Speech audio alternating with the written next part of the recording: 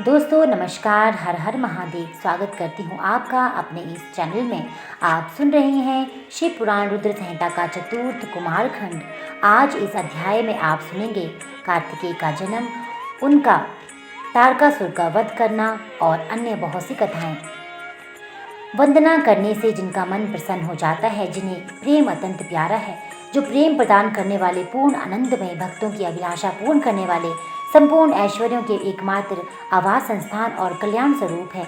सत्य जिनका शिव विग्रह है, जो सत्यमय है, जिनका ऐश्वर्य अधिकाल बाधित है, जो सत्य प्रिय तथा सत्य प्रदाता है। ब्रह्मा और विष्णु जिनकी स्तुति करते हैं, स्वेच्छानुसार शरीर धारण करने वाले उन भगवान शंकर की मैं वंदना करता हूँ।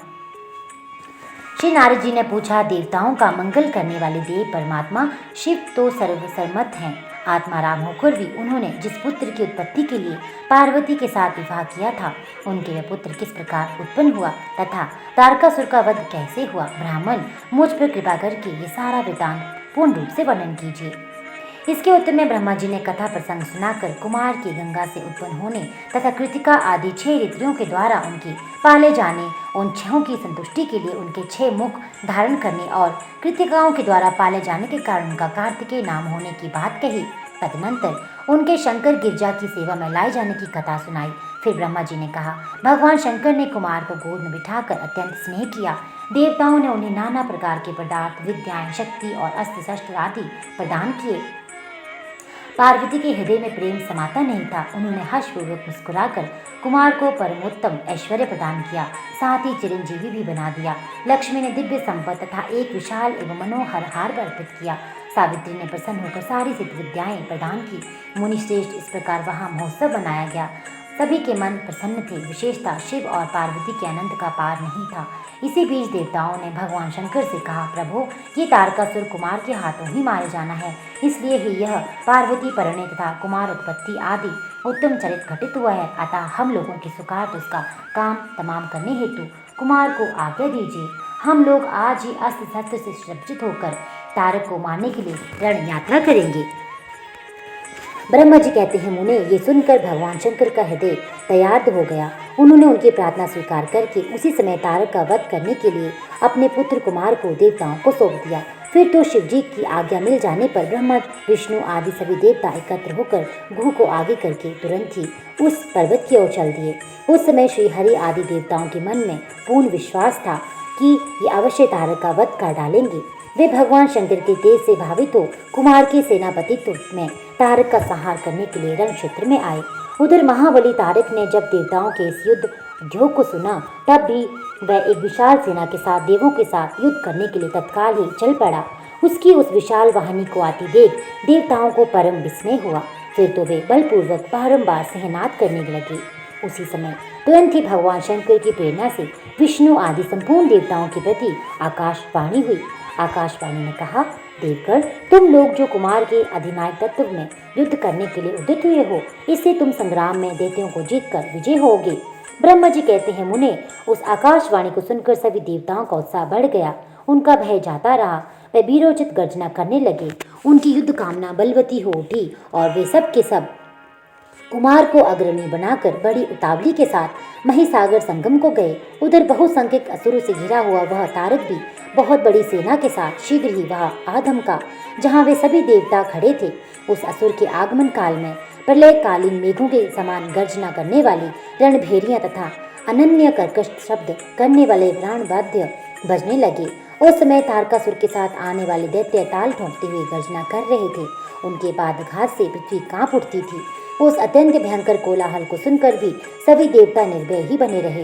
वे एक साथ मिलकर तारकासुर से लोहा लेने के लिए डटकर खड़े हो गए। उस समय देवराज इंद्र कुमार को गरजराज पर बैठाकर सबसे आगे खड़े हुए। वे लोकपालों से घिरे हुए थे और उनके साथ देवताओं की महती सेना थी। तत्पश्चात कुमार ने उस गजराज को तो महेंद्र को दे दिया और वे स्वयं एक ऐसे विमान पर आरूढ़ हुए जो परम आश्चर्यजनक तथा नाना प्रकार के रत्नों से सुशोभित था। उस समय उस विमान पर सवार होने से सर्वगुण संपन्न महायशस्वी शंकर पुत्र कुमार उत्कृष्ट शोभा से संयुक्त होकर शोभित हो गए थे। उन पर परम प्रकाशवान चंबल डुलाए जा रहे थे। इसी बीच बलभिमानी एवं महावीर देवता और दैत्य क्रोध से बेहाल होकर परस्पर युद्ध करने लगे। उस समय देवताओं और दैत्य में बड़ा घमासान युद्ध हुआ। क्षण भर में सारी भूमि रुंड मुंडों से व्याप्त हो गई। तब महाबली तारकासुर बड़ी सेना के साथ से देवताओं से युद्ध करने के लिए वेग पूर्वक आगे बढ़ा। उस रणदुमर्दन तारक को युद्ध की कामना से आगे बढ़ते हुए देख इंद्र आदि देवता तुरंत ही उसके सामने आए। फिर तो दोनों सेनाओं में महान कोलाहल होने लगा। तत्पश्चात देवों तथा असुरों का विनाश करने वाले ऐसे द्वंद्व युद्ध का आरंभ हुआ जिसे देखकर वीर लोग हर्ष उत्फुल्ल और कायरों के मन में भय उत्पन्न हो गया। इसी समय वीरभद्र कुपित होकर महाबली प्रमथ गणों के साथ वीरभिमानी तारक के समीप आ पहुंचे। वे बलवान गणनायक भगवान शिव के कोप से उत्पन्न हुए थे। अतः समस्त देवताओं के पीछे करके युद्ध की अभिलाषा से तारक के सम्मुख डट गए। उस समय प्रमथ गणों तथा सारे असुरों के मन में परम उल्लास था। अतः वे सब उस महासमर में परस्पर गुत्थम गुत्थ होकर जूझने लगे। तदनंतर वीरभद्र ने तारक का भयानक युद्ध हुआ। इसी बीच असुरों की सेना रण में विमुख होकर भाग चली। इस प्रकार अपनी सेना को तितर बितर हुई देख उनका नायक तारकासुर क्रोध से भर गया और 10,000 भुजाएं धारण करके सिंह पर सवार हो देवगणों को मार डालने के लिए वेग पूर्वक उनकी ओर झपटा। वह युद्ध के मुहाने पर देवों तथा प्रमथ गणों को मार मार कर गिराने लगा।